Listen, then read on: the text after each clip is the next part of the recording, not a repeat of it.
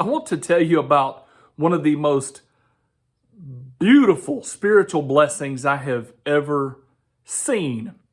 And I have seen a lot of beautiful blessings. So I want you to first of all think about some of your favorite things. I want you to think about your favorite outfit or your favorite jacket, maybe your favorite watch or your favorite item at your home, etc. Just think about some of the favorites, because as we go through this life, a lot of times we see things that we would long for, or we see things that we do long for, and then we set about finding a way to attain those things. And this, once we have attained those things, we get some delight out of these things that we, have put up on a pedestal, and we just enjoy them. Now to the story. So my daughter, who is 6 years old, we held her birthday party. Her and her sister are 2 days apart for birthday parties. And so we hold these birthday parties sometimes together, but this year we held them apart. And so one birthday party was a day before the other birthday party to give them a little distinction from each other. Well, my little 6-year-old was given a gift by her 19-year-old sister. Now, the 19-year-old sister is a very loving sister, a very generous sister, a very kind sister. So she picked out some gifts for my little 6-year-old that she thought would very well please her. And as we opened all of these gifts, they did please her. My little daughter was in love with these gifts, and she appreciated these gifts, and she was so thankful, and she was so kind and so receiving and so warm and so beautiful. And it was just wonderful, but that's not the blessing. So a day passes, and then my 12-year-old daughter has her birthday party.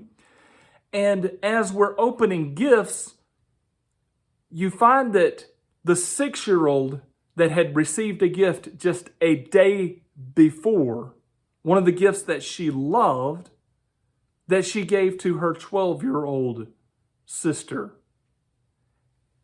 And to know the ins and outs of that was so beautiful, because she actually, when she was discussing this with her mom, she was like, I want to give my sister something that I really, really like. And it was so beautiful that you find that this little 6-year-old, in her heart, in looking to do good, didn't look for something subpar to give away, but she looked for one of the favorite things in her life, and the birthday party that she had waited weeks upon. The gift that she had been given that just so blessed her. She was like, this means so much to me, and I want to give it to my sister to express my love for her. As a father, I could not have been more excited and more happy and more thrilled and more tickled. And as a Christian, I couldn't have been more blessed by seeing the magnitude and greatness of God flow through a human being. Now, how does this relate to us? I think it's very clear. I hope you're convicted of it as I am.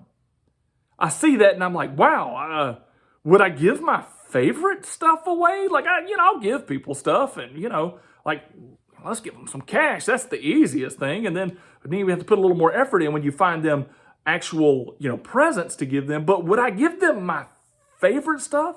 The things that I have spent time going after and grasping and grabbing a hold of?